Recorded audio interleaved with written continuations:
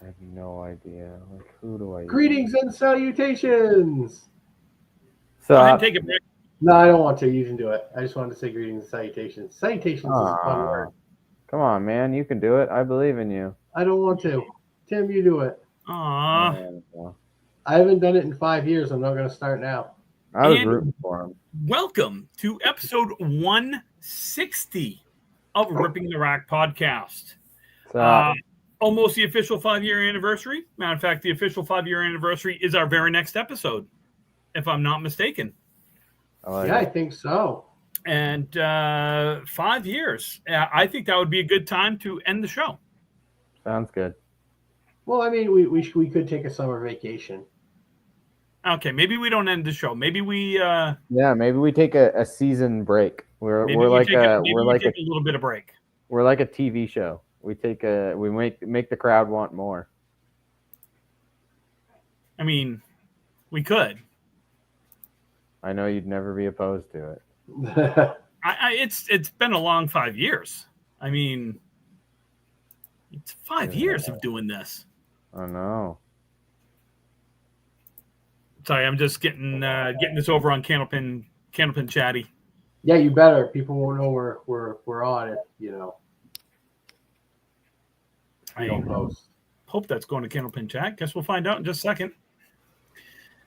Can we go to Coco yeah. the raccoon? So yeah, we have the dulcet tones of Mr. Brian Athearn. Brian, how are you, buddy? I am well, Tim. I hope everyone else is well. Happy Monday. It's snowing. That sucks. But let's talk about happier things. Is there happier things? Than snow, lots of things. It's beginning to look a lot like Christmas. Isn't No, that no, Okay. it's beginning to look a lot like fuck this. We also have the delightful parlances of Mr. Calvin Locke. Hello, everybody. Have you noticed I've changed it up every show for the last like 3 or 4 weeks? You got a Lots of thesaurus shows. for Christmas, didn't you? No, I just went on Thesaurus. Thesaurus.com. That's And a me, Taurus. It's a I'm word, Tim, not a dinosaur. I am Tim. I So- am Tim. Yeah. Hear me roar. Nico, number one, everybody should know we go every 2 weeks. Number two is, life gets in the way sometimes of posting on Facebook.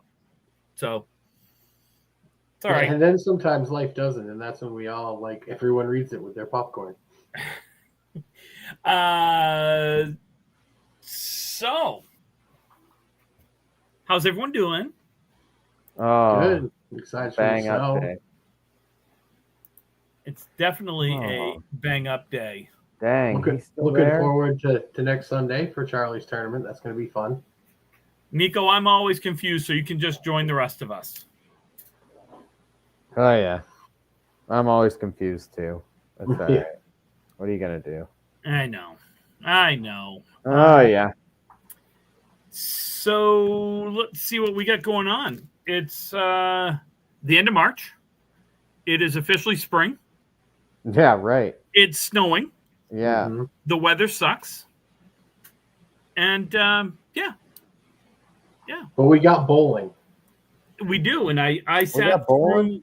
through. We do. I sat through an entire day long training today on assertive communication and conflict management. That's a mouthful, Tim. That's what she said. Ah. Yeah. Ah. Ah. And now we're kicked off YouTube. Oh boy. Sounds good to me. I feel like we've had some stuff. So, Mr. Fantasy Team That Sucks, would you like to take Canada? Sure. Had the Trevor Smith Memorial this past weekend. A whopping 30 teams showed up to bowl. We had 4 divisions of 8. 2 teams or 2 division. No, I think we had 2 divisions with buys. In Division 1, T-Mark ended up going undefeated for the round robin. Went 14-0. He was the number 1 seed in Division 1. Andy Babineau's team won by, which was the craziest division. There was a tie for second place, and then a tie for third, fourth, and fifth place. So there was like 3 roll-offs going off at the same time. It was pretty crazy. Mitch Carhart ended up the winner in Division 3, and Kevin Grattan ended up winning in Division 4. Probably not going to get all of these right, so just kind of bear with me here. But I believe Zach Prime beat Ralph Fritzl. Jason Wilkins beat Devin Brooks. Bruce Cruz beat my team. And I think it was Miller beat Norm Bourgeois. And then Kevin Grattan went on from his division. Bruce Crew went on from their division. Jason Wilkins went on from their division, and Zach Prime went on with their division. They went 1, 2, 3, 4. So Zach Prime ended up beating Jason Wilkins, and Kevin Grattan ended up beating Bruce Crew. In the finals, Zach Prime ended up defeating Kevin Grattan. I don't know the score, but that's who beat who. So congrats on the Trevor Smith Memorial Tournament champions, Zach Prime, Jason Melanson, and the other 2 I can't remember. So, brain fart. Somebody probably in the chat will be able to bring it up or see what happened. Going to take a quick second here to draft my next player. Don't know who I want. Take Garrett Cole. Yeah, no. Goodness gracious, my team is awful. Take a Blue Jay; they'll fit right in. No, I know they will. Oh, Andres Jimenez. I might take him. No, gosh. You know what? I'm just going to do this. I wanted to take him. Garrett Crochet. Let's just take him. No, he's long gone, bud. We're in like the 10th round here. Auto pick at this point, bud. Yeah, I know. Right? There, take him. So, yes, congratulations to Zach Prime's team, the winners of the Trevor Smith Memorial. Want to give a shout out, even though everybody will say, "Oh, you don't really mean it," to Corey Smith, who started the tournament with 170 string, followed that up with a triple in the 9th and 10th box for 185 string, and then proceeded, I think the next one was 123. So he was 478 for 3. I believe he averaged 139 for the 7 strings. Damn. So awesome bowling, Mr. Smith. Cried all day after that. So regular normal Smith, just bitches and moans all day. But yes, awesome start, awesome bowling for the day. Didn't see any results from any other tournament. Coming up, there's a couple things coming, I think, in Nova Scotia. If I can find it here quickly. What are we? So there's a 29th Scotch Doubles in Bayers Road. The Bunny Mason Memorial, the 29th and 30th. That's this weekend. And as well as the East Coast Men's 580 is this weekend. The Valley Mixed is April 5th and 6th, so the following weekend. And the Bolorama 460 is the 12th and 13th. The Valley Mixed is at Avon Valley Lanes, and Bolorama 460 is at Bayers Road. So that'll be around the 12th and 13th week. So that's it for Canada. Okay. Yeah. Seems like Canada was what's sorry, I wasn't listening. I was trying to someone sent me something on my own Facebook page and I can't find it anywhere now. So that's unfortunate. Whoever sent it, lost forever. My apologies. It's gone and gone. It's in gone. the ethos. It's gone. It's gone. Gone. It's gone. Let's see. We got down here in America. America. Here we go.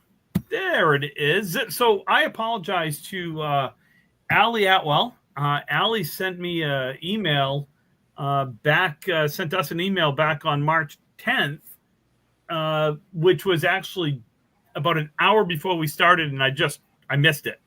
So my apologies. So let's jump into that real quick and see what. So one we did talk about the Shelburne Falls double stop. We did talk about that. Am I correct? We talked about that one, Shelburne Falls. Yeah, I think so. Okay, that was a WNECA event. John Minnie, Scott Laprade from Canal Lanes won. Robbie Wood, Nick Brown was second. Brenda Prone, Cameron. Oh, I don't know who wrote this out, but I got to compliment them on their penmanship. This is fantastic. Brenda Prone and Cameron Green, Bob Bezio and Paul Bernard were fourth. Nick Brown, Dave Talbot fifth. I guess I'll do the other three. Scott Schneider, Nick Brown was sixth. Stacy Bloomberg, Rob Poirier seventh, and Kenny Halbadell and Ken Halbadell Sr. were eighth. Those were your folks that cashed. And right now, the singles are at North Star Bowl, April 5th and 6th. I believe that is I believe that's the last stop, and then they'll go into their playoffs, if I'm not mistaken. So that is coming up. So wish everyone well there.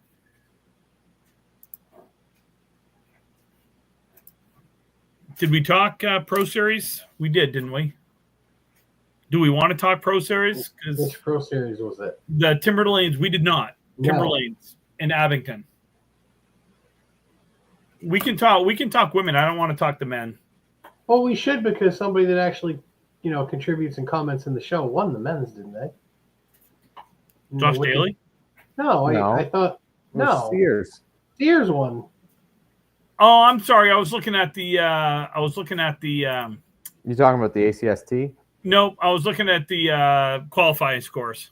No. Okay, good. Okay, let's talk about it then. Woo! Thank God. I get scared there for a second. All right, so let's talk women first. Obviously, huge congratulations goes out to Caitlin Zoltko, the singles knockout champion. She defeated Caitlin was the 5 seed. She defeated Alana Brown, who was the 6th seed. So congratulations to them. Caitlin, great job. Congratulations. I believe that's Caitlin's first win. So that was good to see there. And again, huge congratulations to Sean Sears winning his first Pro Series event in a thrilling 140-132 victory. Sean came in as the number 20 seed and ran the table and beat the number 3 seed Tim Douglas in the finals 140-132. So great job, Sean. Congratulations. Happy to see it and all the good stuff. I will say your top 8 qualifiers for the men, Josh Daly, 691, Jeff Surratt, 684, Tim Douglas, 659, Danny Harris, 655, Corey Packard, 649, Scott Douglas, 645, Chris McDonough, 637, and Aaron Fontaine was 637. They did take the top 24, so that was good. Good to see there. And then on the women's side, your top 8, Melissa Ritchie with a 649. Madison arrived out with a 609. Glennis McKinley, 559. Sharon Britton was 4th, 542. Caitlin Zoltko, 537. Alana Brown, 532. Heather Twombly, 528. And Lori Lewis with a 527. So, again, congratulations to all. Good to see. And I believe the next Pro Series event is actually the playoffs, if I'm not mistaken. Playoffs. Playoff. Upcoming stuff. The third annual Joan Yamelkowski Memorial Bowling Tournament is coming up Saturday, April 26th. That is at Canal Lanes. It's 375 team registration. It's a 3-person team round robin. They can have up to 4-person roster, 80% handicapped, highest league average as of April 1st. Let's see. Based on 16 teams, first place will pay out $2,200 if they can get all 16 teams. As far as I know, there are still 3 teams left available to be had. Contact Sean Sears. Bowling that weekend. There's a ton of bowling that weekend. So contact Sean Sears or Canal Lanes to reserve your spot and get that paid. What else we got coming up? We've got Lakeside Lanes new for 2025, a scratch mix doubles tournament. That is going to be June 8th. However, I believe they may end up changing the date. I'm not 100% sure on that. They are taking a max of 48 teams, 1 man, 1 woman. There will be 4 bowlers per lane, 230 maximum combined average as of May 1st. Start time 9 a.m., $160 per team entry fee. Again, 48 team max, top 36 total pinfall move on. Then it's a 1-string total pinfall each round after there. Just contact Deb Regan, contact Lakeside Lanes for more information on that. What else we got? We got this Sunday is the benefit event for Jeff Collins. That is at Millis. Ryan's Family Amusement at Millis, 9 and noon. I don't know if there's room. There may be room. I don't think it's completely sold out. So if you do want to bowl, it is a 9-pin tournament. I think it's at 100% handicap, if I'm not mistaken. Yep. Total pinfall wins, and there will be for non-bowlers a regular Candlepin bowling 3-string tournament with total pinfall wins directly after, which is pretty cool. When they say non-bowlers, I believe that's for non-league bowlers. Those without. Can we have the 2 winners bowl each other for fun?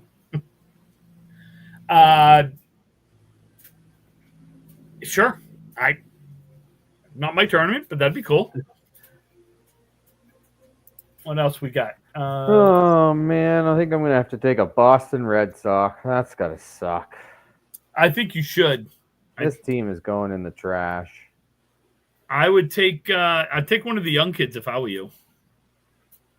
Rafaela, he'd be a good one. Jaron Duran, he'd be a good one. I already have that bum. Which one, Duran? Yeah. Well, you got 30 doubles. Didn't Christian Campbell make the team? I think Christian He Campbell did. He made the team. I think you'll see Roman Anthony and Marcelo Mayer up there sooner rather than later. So, Trevor Story will get hurt. He'll trip on a bat or something. Let's see. We've got 2 other tournaments in April that I know of. One is a relatively small tournament called the Easter Classic. Never heard of it. This is this has potential to be the last Easter Classic at Leda Lanes, depending on what happens, and we'll talk about that in a little bit. I know Lexi and everyone else, they're working behind the scenes on things. I don't know everything because, amazingly, I don't know everything, and which is contrary to popular belief. I don't know a lot about a lot of things. So, What? yeah. So Easter Classic, I believe they've started taking. I think they started taking signups, didn't they? I think so. Yeah. Yeah. Yeah, she's got a form you got to fill out. Yep. If this is Brian, you had a really good opinion, and this isn't a knock. This isn't a knock on Leda or Lexi or anyone else, but what's your opinion on that? I just remember that I think it was either last year, 2 years ago, that like Holbrook got shut out because he didn't get his application in time. And if this is the last one, I mean, I think if you're a past winner, you should probably just get in if you want to bowl. Like, I think you should put an application in, but I think you should go to the front of the line. I could be on board with that. frankly, I think it should be that way for the tournament to begin with. That's just my opinion. I told Lexi that last year when I was down watching that, past winners should have it's almost like the Masters. For so many years, yeah, like you get like a 10-year exemption. Masters is lifetime, isn't it? Lifetime, yeah. I don't know. I just think it'd be kind of cool, but I do agree. I think it'd be pretty neat. Now, obviously, I don't think Craig can bowl, but if you had some of your past winners, get in, that'd be good too. So Easter Classic, that's coming up, and then of course the State of Maine Ripping the Rack podcast, Drywall Concepts, 1710 Sports Center 560 will be coming up at the end of April, the last weekend in April, April 26th and 27th at 1710 Sports Center. Come watch. It's a full tournament. Hopefully rosters will be posted hopefully soon. And we can start the process of getting excited for that. Greg makes a good point in chat too. Another analogy to the Masters. It's the only like major we have that's held in the same place like every year. Mixed worlds, moves,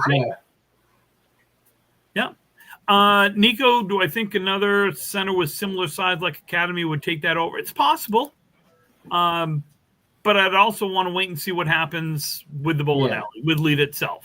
One, can they work things out? Two, are they able to open somewhere else? Are they able? I don't know. Like, there's so many things. There's so many balls. A lot of moving parts. There's a lot of moving parts. So, just more information to come on that.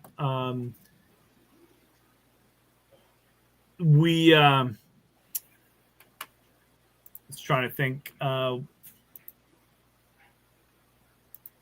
think that's all that I had people send me stuff. So, all right. Have a good night, everybody. Yeah. All right, bye, everybody. I will say. I will say it looks like Cooper Flagg just signed a multi-year shoe deal. He did with New Balance. A couple of days ago with New Balance. I don't know. I didn't see how much. Yeah, the new commercial was out this weekend. Was it? Yeah. We there's obviously some stuff that's happened in the chat, in Candlepin chat itself. So yeah, we had lots of questions being asked on there. Let's find a list and start going through it. I agree. I think we should. We can give our opinion. Everybody can suck it if they don't like it.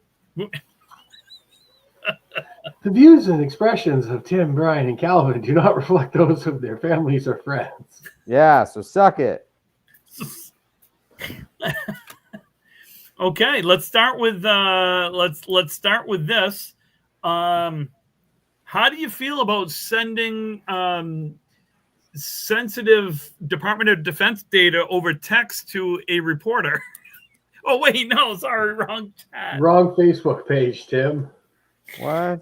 Oh, you didn't hear about that? So I'm Brian knows me. I am fairly apolitical, meaning I hate politicians, all of them, right, left, center. I hate them all.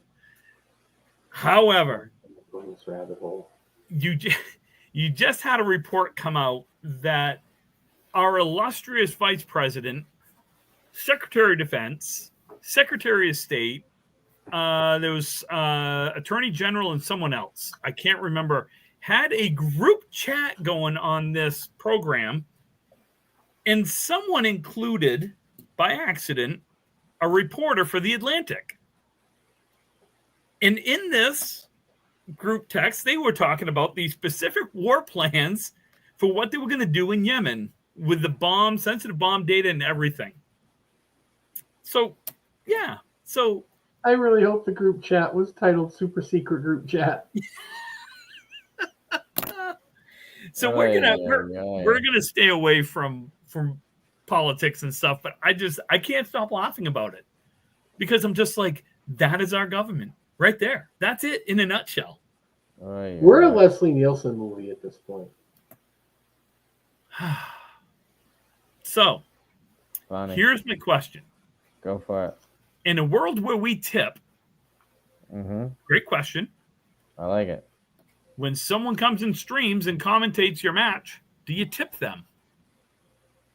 Not if they're getting paid by the tournament. I don't think you need to traditionally tip per se, but if it's like a singles match or something, just if you appreciate it, just be like, hey, can I get you the drink? Do you need a water? Anything, a snack, like just offer, I guess.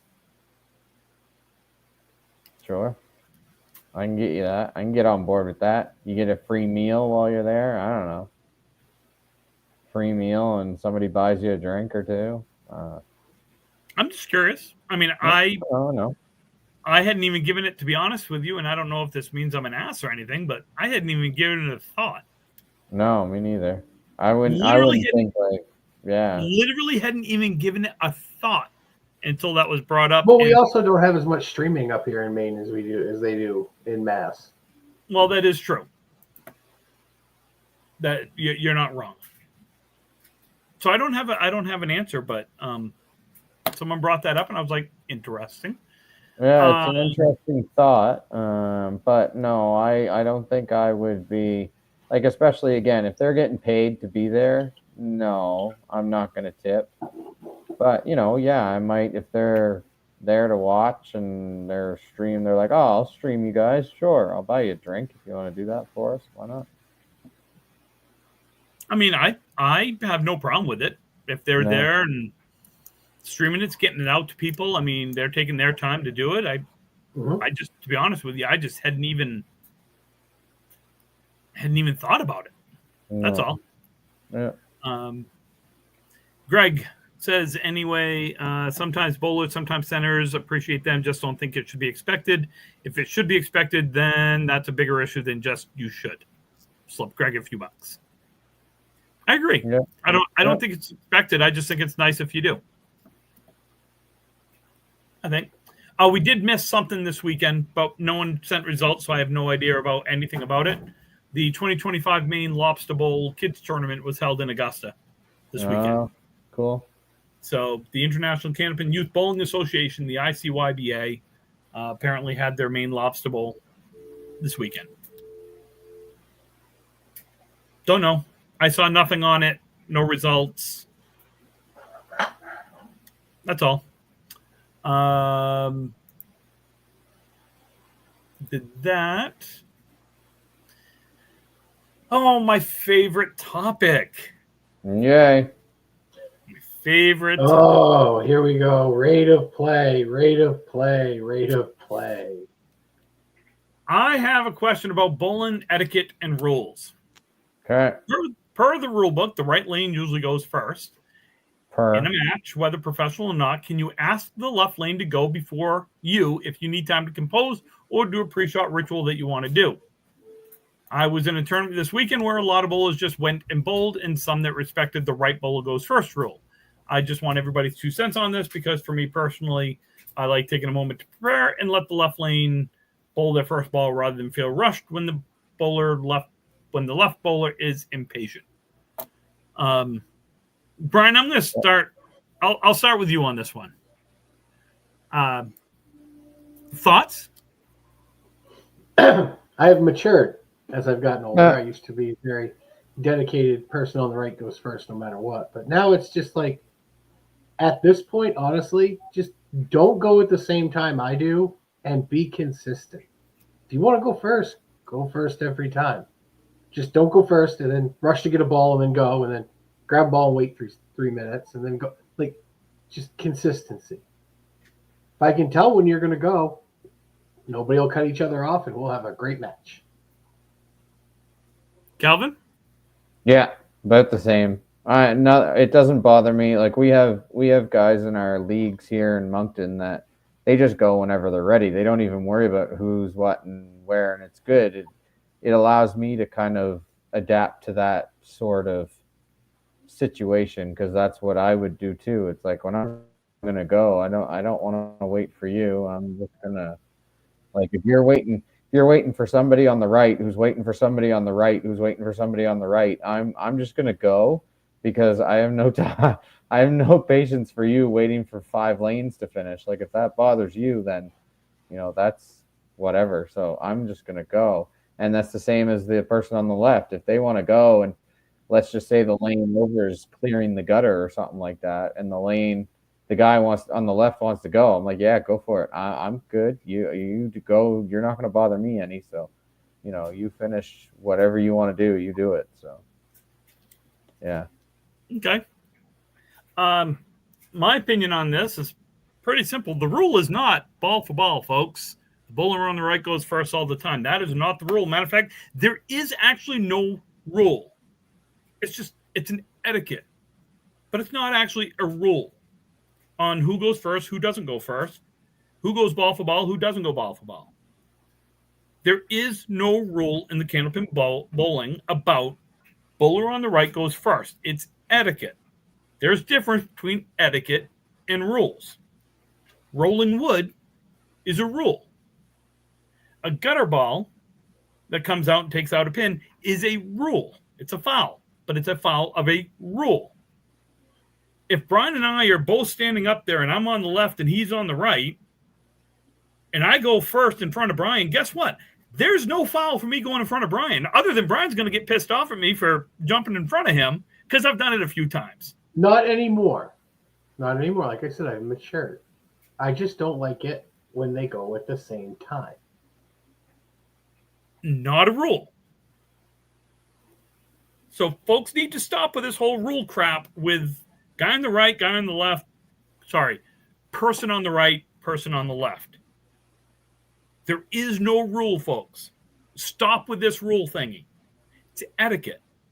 It is etiquette that the person on the right shall go first. If both bowlers are ready. If both bowlers are ready. If both bowlers are not ready and the guy on the left is ready, have at it. Matter of fact, I would urge you to go. Let's speed this shit up a bit. We have gone so far, the pendulum has swung so far to the left and to the right and to the left on all of this stuff. Like when I first started in the Worlds in 92, you went when you were ready. Didn't matter if you were on the right or left. And guess what? We were out of there between 5 and 6 every night. So the center could have their leagues, and you could actually go out to eat and have a good time with other people rather than sticking in the bowling alley from 8 o'clock in the morning, 8:15 in the morning. And son, lately, we're not out of there until 7:30, 8 o'clock at night. Stop it. A little of that has to do with the computerized scoring now. Because we also used to be able to just start matches. Correct. As soon as both teams were. Correct. A little bit. But it doesn't add 2 to 3 hours. Okay. Larry, that's a great question. How do I feel about someone stepping up on your approach when you're bowling? Well, no one should be stepping on my approach when I'm bowling. No, like I think what he means, like I think he's probably talking about someone on the right or left. No, like when someone chases you, like you're 3 steps into your approach, and then they have a quicker approach than you, but they go behind you, so like you finish at the same time. I don't care. I have a weird opinion about this, and it's going to sound. So if it's a league, like if it's league bowling, it bothers me a little more because I don't know the habits of everybody that bowls in league like I do tournament bowlers. Like if you got like somebody you've bowled beside in tournaments for years and they like you start to go and they just kind of walk, you're like, okay, they're not going. But if it's somebody you've never bowled beside, you don't know if they're going, like it would startle me a bit. Someone not in your lane stepping or walking across your approach when you're bowling, they'd probably get my ball upside their head. That's just, no, I'm kidding. I wouldn't do that. That's Tim, you've kind of done it before. Every once in a while you hop the ball return and go in the other lane, but you make sure no one's going first. Correct. I think if what I'm understanding, Larry, is if I'm up bowling and someone walks across my approach, I mean, if I'm not in my approach, then I'm probably going to step back and look at him and go, you all right? You good? You drunk? You need some help finding your own lane? Something. Or if they're little and steal his bowling ball, he might tell them a certain mythical creature isn't real. I know someone that has done that. seriously though, this whole pace of play, it's gotten to the point of like with golf. I'm a golfer. Pace of play with golf is very important to me.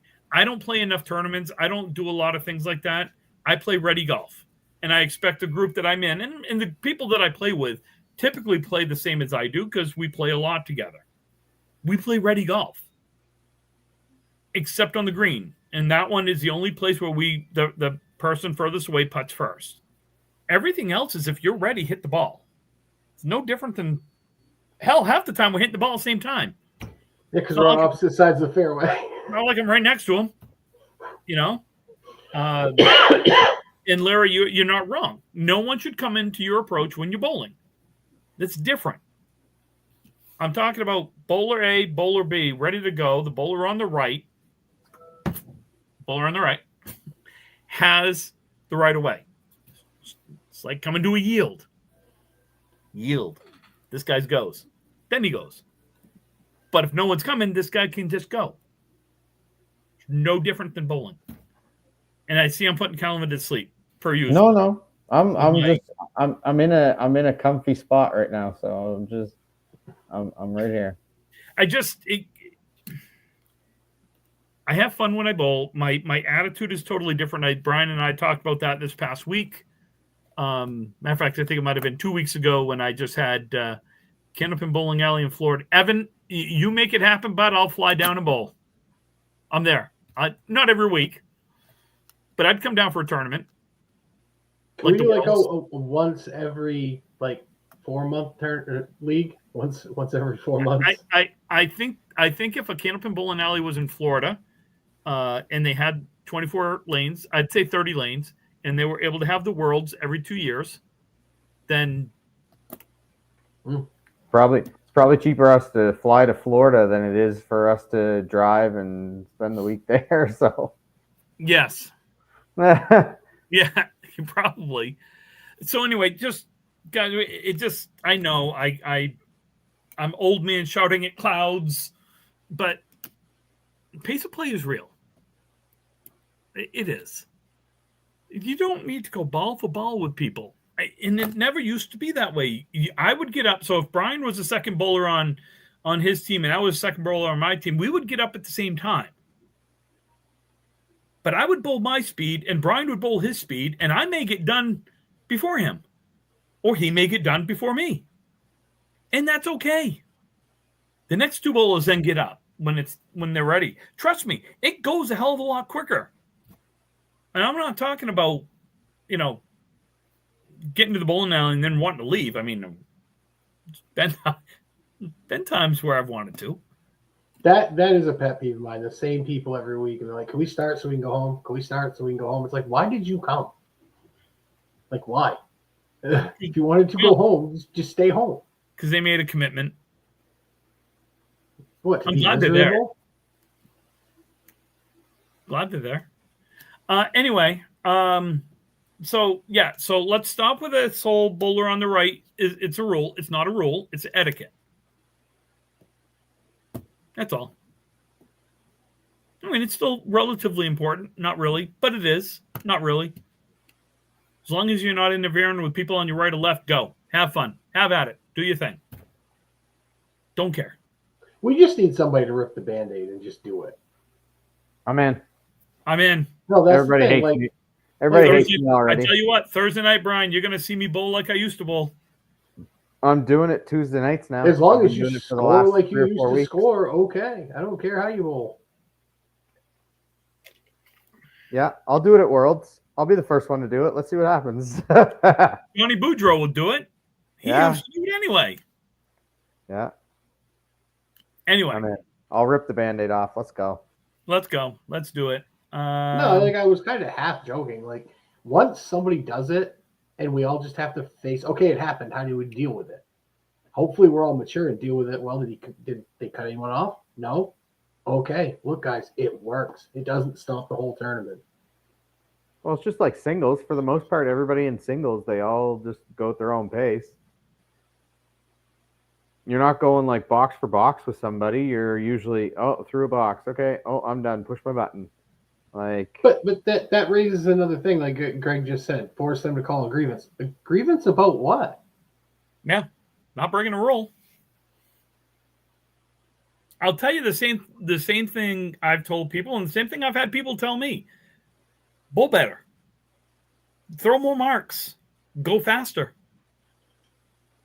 To throw more marks, you need to practice. Game. You need to practice a little bit.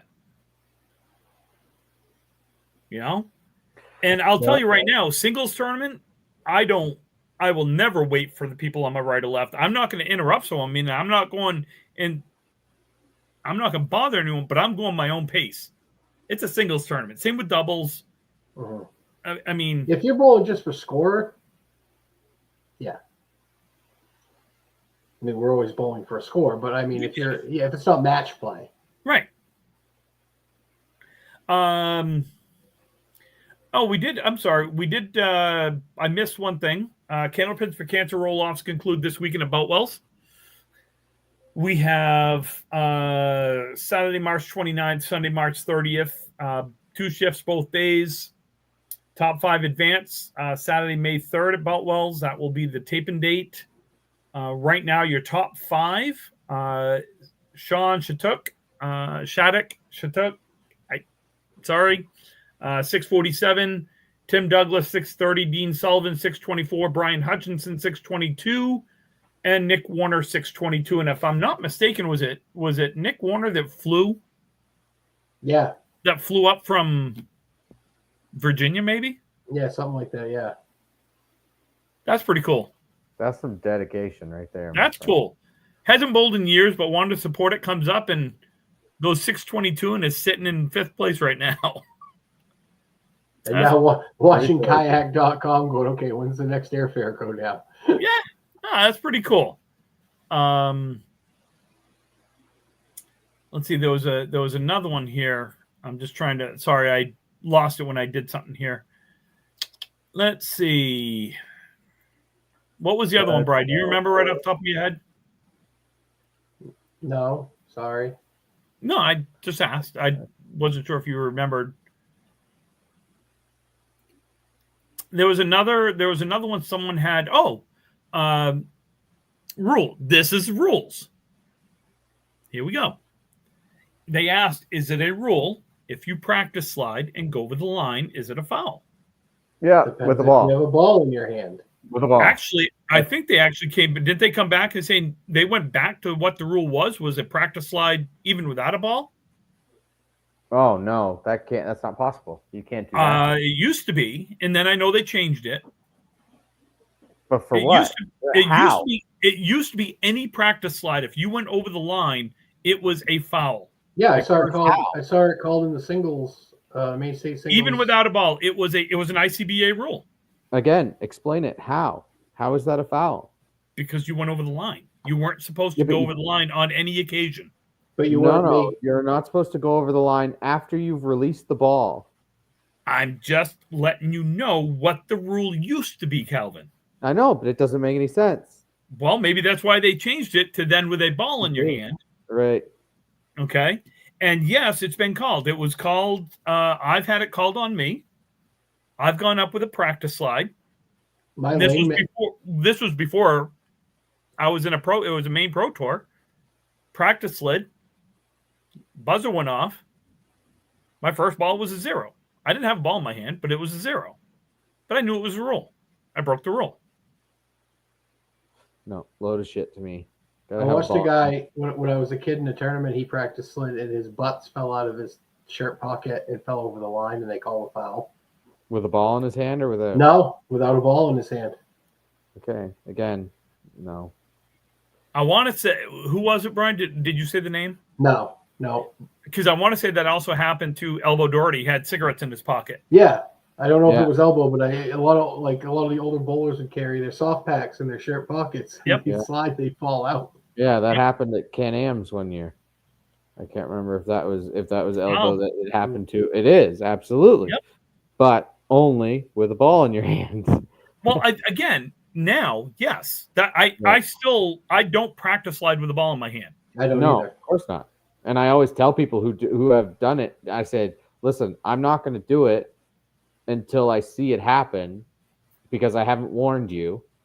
But I'm warning you now, if you go over the line with that ball in your hand, I will call a foul on you because it's a foul. You've gone over the line with a ball in your hand. I know you want to take your practice slide just like everybody else. But if you have a ball in your hand and you go over that line and I see it, I'll call it a foul because that's what it is. You should not have a ball in your hand at any point going over the line. That's a foul. Now, granted, in leagues and tournaments and stuff, I've been very lenient. I won't say anything because if somebody like goes to pick up their ball, I'm not going to say anything because, you're just going to get a ball. I mean, you're good, whatever. But something like that in Worlds, I would probably say no because that's the bigger tournament. Listen, the other team or you clear the gutter with a ball. Like, you're not following the rules. And the rules are if you are over the line with a ball in your hand, it's a foul. So there's a couple others. One is an accidental ball going down the lane. Yeah. I've actually had that. I had a ball fall off the rack. I did not get it in time before it went over the line. Mm-hmm. That was a foul. Yeah. I watched a dude lose one in his backswing and Gardner up over his head, and it landed in the middle of the lane. He did his backswing, it went up over and landed in front of him. I could find you a video on Facebook of Brandon Romard who was going and he was winding up, and the ball went into the other lane behind his back. Yeah. Yeah, that's a foul. Yeah. As a matter of fact, let me find it just to embarrass him. I'm going to find it on Facebook so everybody can keep talking. Oh, we'll have to play it when you get it. Well, wasn't there another Candlepin rule question about the ever fuzzy lobbing? Yeah, Is it a rule? Yes, it's a rule. I'm one of those people that think it helps you if you do it enough. I'm torn. Like, number one, it damages the alleys. That's the biggest part of why it should be illegal. Right, they do more damage than a 10-pin ball. But I will say, if you learn how to navigate a quarter of the lane to shoot a 9-drop, you're going to make them more than if you have to navigate the whole thing. But the difference is, Brian, I think we know this. The difference is, like, for me, I put spin on the ball. If I lob it and I've got spin on the ball and it hits, I don't know what's going to happen. I don't know if it's going to immediately catch and take off. I don't know. So that's why I don't think lobbing has as big of a deal. I've been convinced by others. Just hear me out. If you only occasionally do it, yes, but if you learn how to do it, just like if you practice anything else, you're going to get good at it. Well, sure. I mean, it's like anything. If you practice, you should. So if we take the lob line out, we're going to have guys shooting 9-drops, and it's going to be 45, 50 feet down a lane. I can't imagine they'll take the lob line out. I mean, maybe they will. I don't know. Well, I mean, they have now. We don't observe it. Yeah. Okay, I found it. Can you share it, Calvin, or do you need to send it to me to share? I can't remember the last tournament a lob was actually called in. On the bottom of your screen, do you have something that says present? Yeah. And then so if you hit present, yeah, you should be able to. It says share screen. Entire screen. System. No, I'm just going to share the screen. Are you not going to let me share it? Yes, Greg. A major tournament like the Worlds, I think, especially in the finals, should have a referee and a lob line judge. Your browser has blocked your screen. Click the screen icon to allow access, then reload the page. No, okay, I'll send it to you. And then you can... Because Ian, that's a good question, Tim, that Ian has. Do you see less lobbing? The chat says, do you see less lobbing? Do you want me to share that? Calvin, are you going to do it? No, I can't do it. That's what I'm saying. Like, I can't do it. It won't let me share the screen. Oh, probably where you organize the quote-unquote meeting, Tim. Probably you can only share your screen. Yep, I will. Okay, what was Ian? What did Ian say? When is it? Because this is a hour-long thing. I know. That's the thing I just sent after. So going to the. Oh, you probably opened up the. Yeah, I opened it up. Minute 10 ish. Let's make Tim multitask. So, Tim, do you see less lobbing now than you did, say, in the 90s? Yeah, for the most part, I think so. I mean, it's really hard because it wasn't. Do you see less angry lobbing? There's less angry lobbing now. I feel like there was back then. I've let a few go at leagues. It's been fun. We saw a really good one Thursday night. But he didn't do it on purpose. No, it was a skip lob. No. It was a real lob. Ooh, it wasn't a. Oh no, he even lob. said it was no. It was a real lob. He just never let it go, and then when he did, it landed. Oh, it had to be 40 feet. Yeah, it had to be 50 feet. Yeah, 40, 50 feet down. It was a good one. Did we answer Greg's question? Because that's something that I think we'll get back to it. Let me okay. Let me share this. No, Ian, lane conditions contributed to the high scores. And the amount of bowling the bull doing other than the Worlds. Okay, so what am I playing again, Calvin? This is Brandon. This is a match when we were during COVID, and we were doing kind of doubles matches because we couldn't have leagues, so we just kind of went in to 2 or 3 of us, and so Adam Melanson is on the right now. Boom! So many dots. You could probably mute that. Yeah. Why you guys keep trying to answer down the side? It's just going to be us talking. And then as he gets set and everybody enjoy. That, folks, right there. Let's go watch that one more time, and I'm going to show you a foul. Well, number one, he lobbed it. Yeah. This right here, folks, is a legitimate foul. I wish we could have like a pointer and we could circle it. That's a foul. Yeah. That is a foul. It was impressive too, and we laughed for a good Anyone while. Want to see it one more time? Yeah, no, good, I think. Okay. Yeah. That folks, what you saw right there, that is an actual foul. I don't. Oh, he didn't mean to. It doesn't matter. It's a ball that went past the foul lines. Yeah. Mm-hmm. That it is. That's a good one. That was a good one. I'll give you that. That was good. Yeah.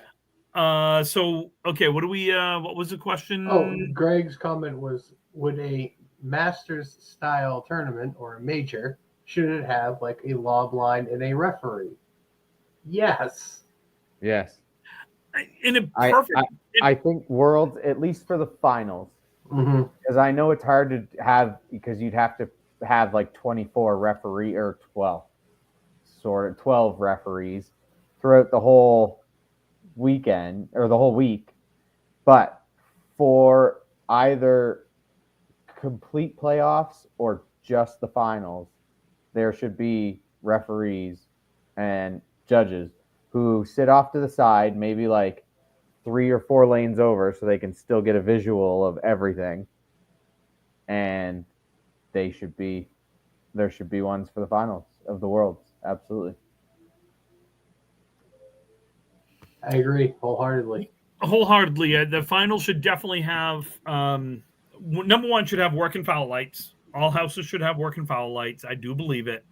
They should. If you're gonna have the Worlds, the foul light should be on. And number two, then especially for the finals, should definitely have a lob judge. That's also rolling wood. You know what I mean? Because that is a rule. I think still a rule, right? Yes. Yeah. Greg, it would have to be somebody from the grievance committee. So when you sign up to be in the grievance committee, you are signed up as a judge if you are not part of As a potential referee for the Yeah. roll-off. For the roll-off, because it would just be somebody on the grievance committee who is not on either team. And if you So want to more get than- real fancy in the finals, you could have a runner, a designated runner, a law line judge, and a foot foul judge. You could. Yeah. And more than likely, Greg, it would probably be somebody like a representative that the captains maybe decide on. Like it's like, so in Canada, it's a Canada representative. So let's just, for the argument's sake, let's just say it's me. So I'm tasked to be there throughout the week so I can book myself accordingly and blah, blah, blah, blah, blah. And then for the other example, it's the States. There's somebody from America who's close, and you pick 5 or 6 people or whatever, just in case, but you pick those people and you just say, listen, if you're not in the finals, you are tasked to be a judge or whatever you need to be. So I knew, again, I love the fact that we're live and we have people sending us stuff. The Portland Sea Dogs are changing their name for one day on August 2nd. They will become the Maine Candlepins. Very cool. Love the hat, love the design. The jerseys are nice, but they're expensive if you look up how much they are. $90, which is They're what the going jerseys rate are. for, yeah. So I thought about it, and then I said, nah, I'm not going to get it. But the hat itself is pretty cool. Like, this is actually a really cool design. If no one's seen this,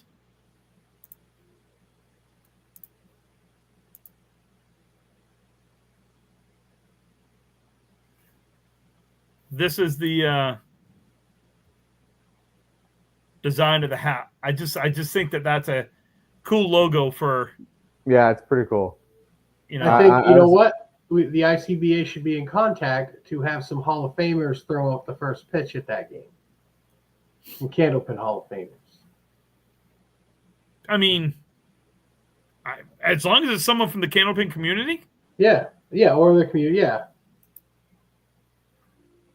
So I think that'd be pretty cool. Then our friend Wayne, before we end the show, our friend Wayne, thank you for reminding me about that. Also, he said he notices some bowlers use a glove on their throwing hand. Why would a bowler do this, and is it legal? The answer is yes, it's legal. And my assumption is they're doing it for grip. Yeah. We had an old guy that bowled Summer League in Rockport. He used to wear a golf glove, and it was for grip. He was like 90-something years old. Okay. I've never, I think Judy Bowden wore a glove for a while. I don't know. I need to feel the ball. I don't even like a Band-Aid on my finger. No. I don't know. I did pretty well with my finger wrap, so I don't know. I don't know. Seems like not a bad thing at all. I don't know how you did it. I've tried to bowl. Like, I've cut my hand before, cut my fingers. I've tried to bowl with like a Band-Aid on. Yeah. Well, this was the one thing that they said, because as I was there getting it, they're like, when are you going to bowl next? I'm like, as soon as you're done draining my finger, I am back to the lanes. And they said, okay, let's get you something that like grippy. I'm like, okay. So they got me like kind of like the hockey tape wrap or whatever. But it was stick tape on your hand, man. Yeah. So they put the Band-Aid on it, and then they wrapped it, and then they wrapped it in this sticky stuff. So it was basically just a giant mitt on my finger. So I could grip, which was great, because when I was practicing before I went in, because I got there just before the third string of the last match. And so I went over and practiced, and I could still grip, but I just couldn't obviously, roll it off my fingers. So I had to kind of spin it off the inside, and hey, it worked pretty good. So I don't know, maybe I just get rid of my ring finger and bowl. I'd be just fine. Calvin's over here cutting off digits to raise his average. Yeah. I don't know. Like, and Brian knows this. There's times I get too good of a grip. It's whatever they use on the plates, certain places. I get too good of a grip, and that's when I start throwing it way left. Yeah. So I think I'd be really bothered by that good of a grip. I think I would. It would bother me. Let's call it night. I'm tired. Good enough. I'm tired too. I'm tired.